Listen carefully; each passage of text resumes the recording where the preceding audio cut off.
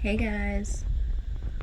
So, it's Thursday night and Summerween starts tomorrow. Although with my first book, which is Into That Good Night, which is from the library, and I was really excited when I read the synopsis and I thought I was gonna love it. And I'm just sitting here. I was waiting for the game that I'm about to play to download an update. And so I was like, I'll go ahead and read the first chapter while I'm just, sitting here waiting on that, right? Guys. Okay, I'm gonna read you this because it's actually disgusting. Okay, so first off, remember how when I was hauling my books from the library and this was the one that specifically I was like, I hope it's gay. It's not gay. And it's pretty bad, so I'm just gonna read you this paragraph and you can see what I mean. Backlit in the doorway, Emily Summerson had a dawn glow. They'd gone to different elementary schools, but the sway of her long red hair in the hallway caught his attention on the very first day of junior high, and he admired the girl from a distance ever since. Emily was special. She went friendless with confidence. That sounds like me. Not because she was the only natural ginger at school or some other physical or social abnormality. It's not an abnormality. We're fucking cool as hell. Shut the fuck up. It seemed, but by choice in preference to the company of others. Yeah, mood. She was also the one girl Doug wouldn't masturbate to, couldn't. To touch her, even in his imagination, felt vile without some kind of prior approval. And then, Emily's posture straightened to exert dominance or to appear lovely or both. Because that's why she cares about her fucking posture, to be better, It's so bad, you guys! Breasts stuck up as if two action figures had pinched tents beneath her shirt. Doug dove into his paper cup. It's so bad. Oh my god. Anyway, so I read that and I was just like, it's a no from me, y'all. It's a no from me. I'm so glad that I got it from the library and I found this out on like page 6. Instead of wasting a bunch of time or money or any of that, I can just be like, no. But what sucks is this was my one for the Halloween colors because it's got the orange lettering and it's like almost a completely black cover and it just screams Halloween to me. So now I've got to figure out a different book, and that means I have to replace the book. I've already printed out all the book covers in my bullet journal and I've made it really cute, and I was going to show you guys the spread, but now I'm going to have to fix it first because it was so bad. It was so bad. Like, I feel like I need to take a shower. Ugh, it was gross. But yeah, so I just thought I'd give you that little update. We're not starting off very well, are we? So that the audiobook that I have on my TBR is Into the Drowning Deep by Mira Grant, which is Shauna McGuire. And I'm going to start that probably Monday. And that's going to be a good time. Okay, so let's see. Yeah, we have Into the Drowning Deep. We have Wicked Fox, which I've already read. It would be a reread, but it's my paranormal pick. And then Read in the Dark. For that one, I picked The Architect of Song, which technically I could go ahead and start now because it's dark. I mean, not in this room, but like it's nighttime. So I count that as dark because it's nighttime outside. So it's dark. How cool my spread looks. Oh my god. I think it looks so cool. I wonder, can I like, is it gonna fuck up? Let's see. Oh my god, it usually fucks up when I try to do this. I'm so excited. This phone is awesome. Okay. So that is my spread. See, doesn't it just look so cool? But I'm gonna have to change out this cover now and it's gonna look weird. But oh well. And yes, if you're wondering, this is a Castiel aesthetic from Supernatural because I cannot be stopped when it comes to Supernatural fangirl moments because that's what I do. Also, I think my game is ready. I have the demo for My Time at Sandrock, which is the sequel to My Time at Portia, which is one of my all-time favorite games that I have sunk a majillion hours into. Like, wow. And finally, they have released the demo to the sequel, and I've played like 90 minutes of it, but it's like a 4-hour one. Basically, I was like, you gotta like pace yourself, because who knows when early access is coming. But I'm just like, I'm just in the mood. I'm just gonna play some of the demo. That's what I'm gonna do with myself. Good morning. It's Summerween day 1. It's Friday. It's like 7:40 in the morning. I'm fucking exhausted. I did not want to get out of bed today.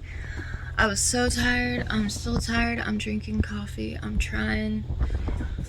But it's hard out here, y'all. Oh, it's brutal out here. Because Olivia, whatever. Anyway, hi. What's up? It's Summerween day 1.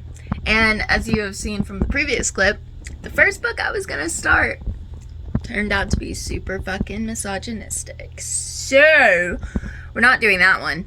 That one's going straight back to the library. Absolutely awful.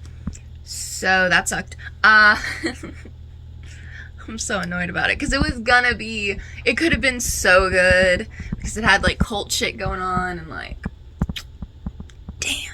The Architect of Song by A.G. Howard, which I have already read some A.G. Howard, so I know that A.G. Howard is actually a decent author.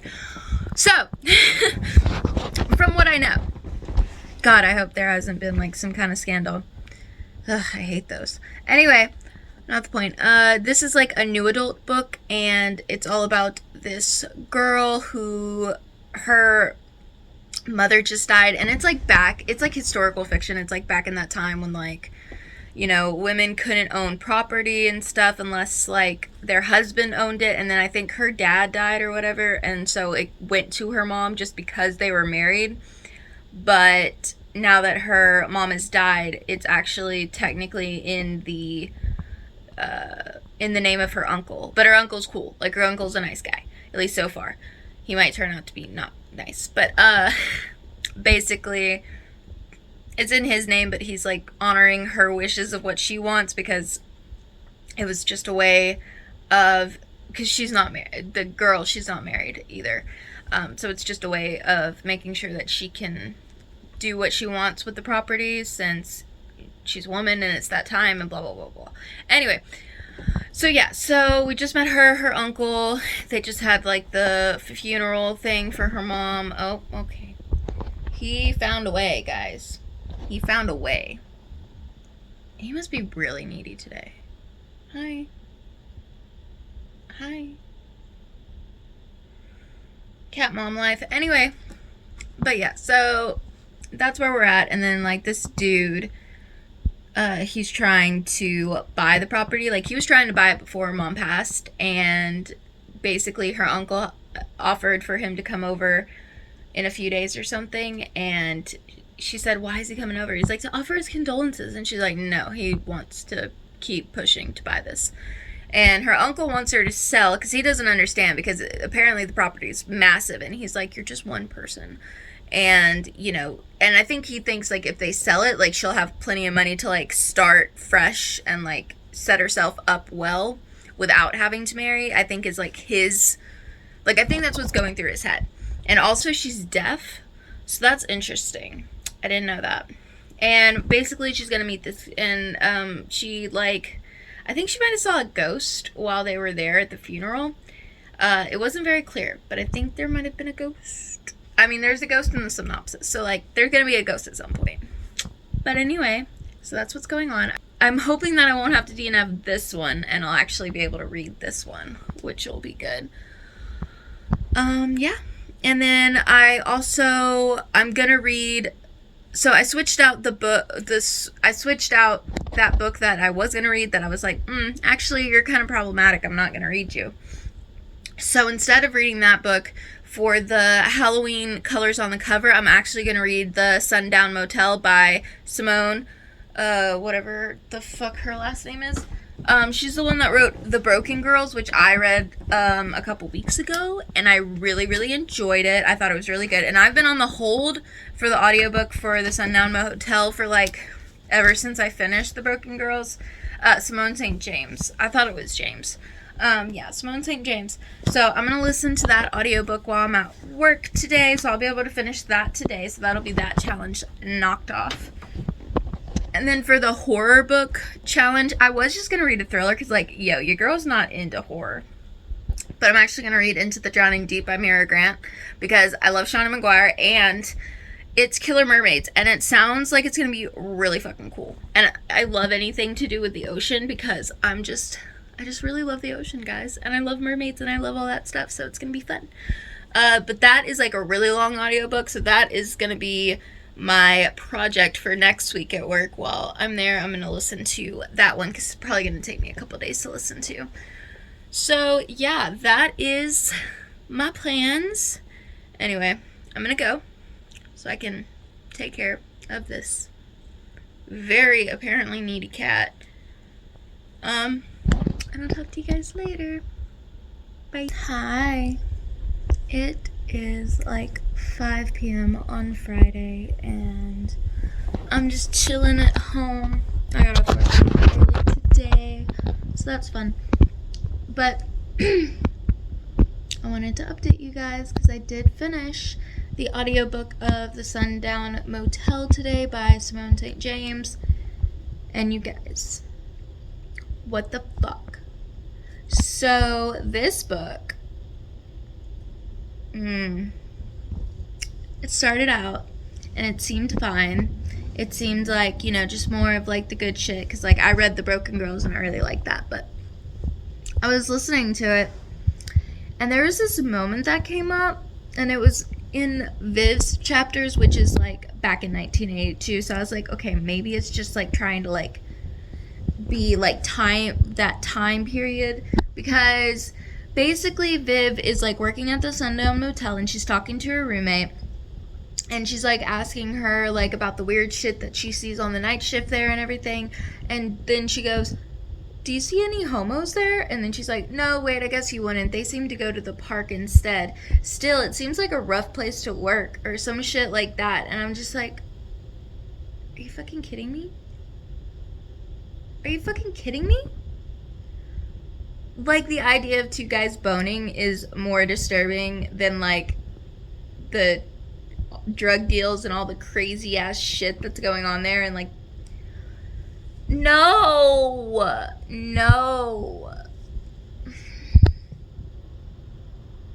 Oh my god, you guys, I can't. It was awful. So that was like the first thing. But I was like, maybe it's just because it's like that time where like people still were kind of, I mean, people are still shitty today, but you know what I mean? Like back in the 80s, it was not a good time. And so I was like, okay. And then I was like, it doesn't seem like anything like that is happening in the 2017 period, which makes sense. So maybe it's just to like date it or something. But even still, I was like, I don't really like this though. Anyway, so I kept listening. And then it gets to this part where Carly, which is the character in 2017, the niece, she is talking to her roommate. And they are talking about guys or whatever. And Heather's just like, yeah, guys really aren't my thing. And Carly gets all panicked about that. Like, that means that Heather likes girls. And then the audacity that means she automatically would like you. I don't think so. But anyway, but Heather's like quick to reassure her and be like, no, not like that. I just mean like, I don't want anyone to touch me. Like anyone at all. And Carly's like, oh yeah, no, I understand that. And Heather's like, no, I don't think you do. And Carly was like, no, really, I get that. And then Heather like just clams up. It looked like she wanted to say something else, but she wouldn't. So I'm pretty sure that it's alluding to the fact that Heather is asexual, but she doesn't feel comfortable confiding in Carly about it now. Which, why would you? She's obviously homophobic. I don't think she'd be that fucking kind to someone who is asexual, because to her that would probably almost be even stranger. And I am just mad about it, because I could kind of forgive it if it was just in like the 1982 thing, because it's like, okay, maybe she's just trying to like give us a thing of what the time period was like. No, she's pulling that same shit in the fucking timeline. No. People don't do that shit no more. Or at least they shouldn't if they're decent. And again, this book was written in, or at least it came out in 2020. So like, I don't know about all that. And also the fact that this would have had to go through not just the author, but like an editor, copy editor, like it would have had to go, you know what I mean? It would have had to go through a few hands before it got published, and yet these things still made it through to the final copy. That doesn't really make a lot of sense to me. Also, there's some racism going on. So in Viv's timeline, which is the 80s, there is a PI that she goes to talk to, and the PI is black, and it is repeatedly said that she is black, and they're like meeting at like the diner or whatever, and basically the author makes a point to like let you know, like, hey, it's really like, it's weird to see a white and a black lady like sitting together in public. And again, this is in the 80s. Like, I don't know about all that. So the fact that she's like so shocked that a black woman could be a PI, and that just feels shitty. That feels real shitty. And I don't like it. And I didn't like it. And I gave it 2 stars. And I even wrote a really long fucking review about it because I got mad. I even looked up other reviews to like see. And a lot of people are giving it like 4 or 5 stars. And I'm just like, what the fuck is going on? Even someone who I really love and trust, like their reviews, I see all the time. And they like read a lot of queer shit. I'm like, I love this person. But they gave it like a 4 stars. And it doesn't seem like they even picked up on the homophobia, which made me think it might be just being crazy. So then I went, if you're on a desktop, you can search text in the reviews. So I put homophobic and I searched reviews to try to see if anybody had caught on. And there was this one girl, I'll probably like link it down below so you guys can see, but she caught on to the racism and the homophobia. And I'm like, thank God there's someone out here with a fucking brain. Because my God. And I think there were a couple other people that kind of caught on to it. But for the most part, it seemed like if people were giving it lower ratings, they were complaining about the plot or like the predictability or like whatever the fuck they were complaining about. But like, I didn't see very many reviews that were actually like, hey, this is pretty fucking problematic, guys. Like, this is not good. So yeah, I didn't like that at all. And I just... So I'm annoyed because basically the first book that I was gonna read, Into That Good Night, I got a chapter in and realized that shit is misogynistic as fuck. So I put that down, and that's just going straight back to the library. I'm not even gonna touch it anymore. And basically the book that I replaced that with was The Sundown Motel, which turned out to be racist and homophobic. And I'm annoyed. What the fuck? I don't understand how this happened. So, yeah. By the way, I did end up finishing it because, again, these things would happen, but I would just be like, but maybe it's just... Again, because, like, when I was, like, partway through the book, I stopped and I, like, looked up reviews to check and see if I was just crazy. And from what I had seen, everybody else hadn't said anything. So I was like, okay, well, maybe I'm just reading too much into this and maybe I'm the crazy one, right? And that's kind of why I continued reading it, because I just thought, well, maybe I'm wrong. But then I found one other person basically that agreed with me, and I'm like, okay, I'm not crazy. I think we just are picking up on it a little bit more for whatever reason. Maybe other people just like, I really don't know how they missed it. I mean, I feel like it's kind of overt. I feel like it's kind of fucking obvious, but like, it must be subtle because everybody else is like not picking it up. And I'm just like, okay, but what is going on? I don't understand. Maybe they're just so caught up in like the plot and the characters that they're not really like paying attention to it. I don't really know, you guys, but like nobody else seemed to really catch on. And again, people that I trust were like giving it good ratings and they didn't seem to catch on to what was going on. And I'm just like, read a little bit more of the Architect's song when I was on one of my breaks at work. And I'm like 20 something pages through right later and let you know what I'm up to. Hello, it is Saturday and it's like 1 in the afternoon. I've had a very busy day already. I got up at like 7, which was when my husband was waking up to go to work. And yeah, because basically on Saturdays I can't sleep in. Sundays I can usually sleep in a little bit, but Saturdays, not so much. So I am having issues with these books. So I had to replace the 1, which you guys already know about because I told you about it, and I read The Sundown Mattel, which was a 2-star because it had problematic fucking shit. And now this book that I started reading last night, The Architect of Song by A.G. Howard, I'm so bored. I just don't care. I don't care. So this is gonna be my another DNF. Great. Fantastic. Love that for me. And I'm just annoyed because nothing's good and I'm upset about it, and all I want is to read something that's good. In that respect, I think my way that I'm gonna solve this issue is I got the second book in the Pages & Co. series because this is what my friend Ava got me for my birthday. It had to be late just because I was moving, and so we wanted to make sure I was like moved in before, you know, we sent stuff to this address. So anyway, I got this today, and so I might just say fuck it and be like, you know what, I'm gonna read this because honestly, I really want to read this, and I know I'm gonna love it because I loved the first book so much, like so much. So I just know I'm gonna love this. It's short, it's gonna be a good fun time, and I know I'll fucking like it.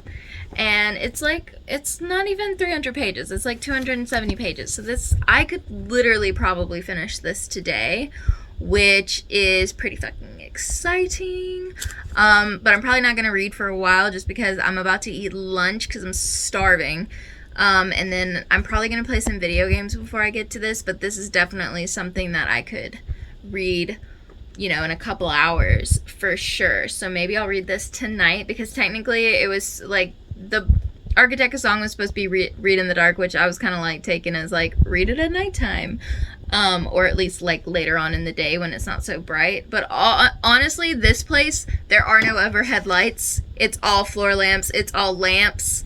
So it's kind of like, no matter what, I'm kind of reading in the dark because there is no overhead lights in this place at all. It's all floor lamps. So technically, I could just do it anytime. I'm going to do the vlogs for Summerween. I think I'm just going to do every other day because honestly, trying to do daily is just going to stress me out.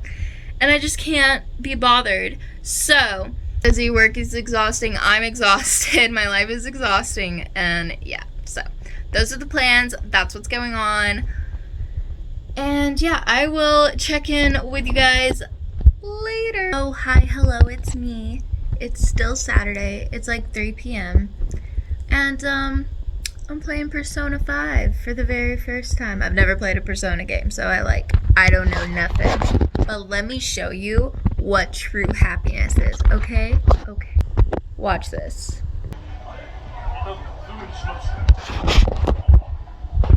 Basically what I'm talking about is the fact that I can do Japanese voice with English subtitles just like in anime. Love that, because I couldn't do that with Fire Emblem, which sucks because I love Fire Emblem, but my god, it would be so much better if they were all speaking in Japanese. I cannot stand when you know it's supposed to be Japanese and they have it. I can't stand dubbed. I hate dubbed. I think it, no, absolutely fucking not. Always subbed. Always, always, always, always. So the fact that this game was like, yo, you want it in Japanese? Yes, I want it in Japanese. Thank you very much for asking. Anyway, just something I thought I'd share.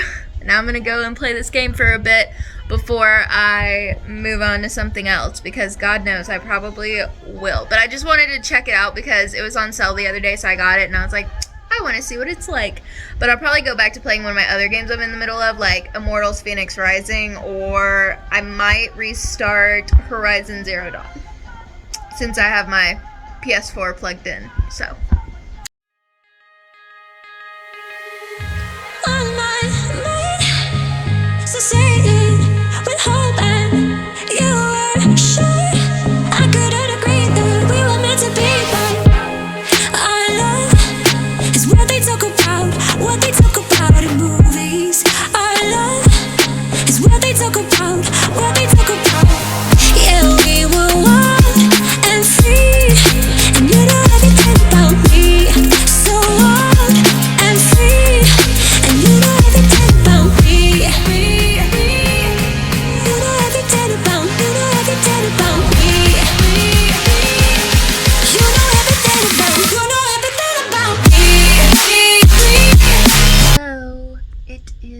Sunday and it's the morning time. It's like 10 o'clock and I just finished reading The Lost Fairy Tales by Anna James, which is the second book in the Pages and Co series. So I just finished that and it was so good. I have a bunch of tabs and I just love these books because they're amazing and they make me so happy, and yeah, I loved it. So I'm so happy after having so many DNFs and like not being into anything I was reading, I finally have read a book that was like really good. So I'm gonna go ahead and end this vlog here so that I can get this edited and put up today, and I'll be back at you guys later with my day 3 of Summerween. Bye!